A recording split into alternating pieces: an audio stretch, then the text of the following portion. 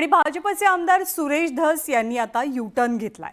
धनंजय मुंडेंचा राजीनामा आपण मागितलाच नाही असं वक्तव्य सुरेश धस यांनी केलं। उपमुख्यमंत्री अजित पवारांच्या भेटीनंतर सुरेश धस यांनी तलवार म्यान केली आहे का अशी चर्चा आता सुरू झाली आहे।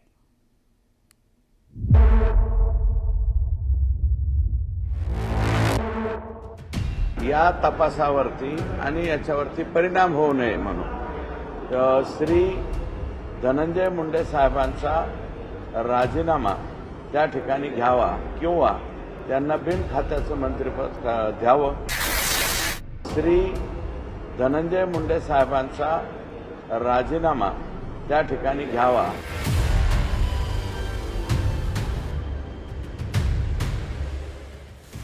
आमदार सुरेश धस यांनी स्पष्ट शब्दात धनंजय मुंडेंच्या राजीनाम्याची मागणी केली होती। धस यांच्या या वक्तव्याची ब्रेकिंग न्यूज झाली, हेडलाईन झाली। मात्र उपमुख्यमंत्री अजित पवार यांच्या भेटीनंतर सुरेश धस यांचा सगळा आवेश गळून पडला। इतके दिवस स्पष्ट आणि रोखठोक वक्तव्य करणारे सुरेश धस चक्क बॅकफूटवर गेले। मी कुठं राजीनाम्याची मागणी केली? अजून मी नाही राजीनामा। तुम्ही जरा माझ्या रिवाइंड करा। राष्ट्रवादी काँग्रेस पक्षाचे बीड जिल्ह्यातले ज्येष्ठ नेते श्री प्रकाश सोळंके यांनीच त्यांच्या राजीनाम्याची मागणी केली। मी कुठं केली? भाजप आमदार सुरेश धस यांनी धनंजय मुंडेंच्या विरोधात आक्रमक पवित्रा घेतल्यानं महायुतीत खळबळ उडाली होती। अजित पवार आणि त्यांच्या पक्षानं नाराजीही व्यक्त केली होती। परिणामी अलीकडच्या काळात सुरेश धस यांच्या सातत्यानं मुख्यमंत्री आणि उपमुख्यमंत्र्यांसोबत बैठका झाल्या।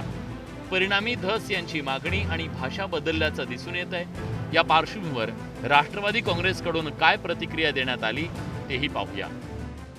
अशा दोन दुटप्पी पद्धतीचे त्यांच्या भूमिका आहेत। मग तुम्ही राजीनामा मागत नाही आहात तर मग अशा प्रकारची भाषणं त्या स्टेजवरून का होत आहेत? ज्या ठिकाणी सामाजिक स्वरूप त्या स्टेजला यायला पाहिजे तिथे राजकीय स्वरूप का येतंय? या सगळ्या गोष्टीची उत्तरं त्यांनी दिली पाहिजे। धनंजय मुंडेंच्या राजीनाम्याची मागणी केली नव्हती असं सांगत सुरेश धस यांनी खंडणीसाठी सातपुडावर बैठक घेतल्याच्या आरोपावर ठाम असल्याचं सांगितलं।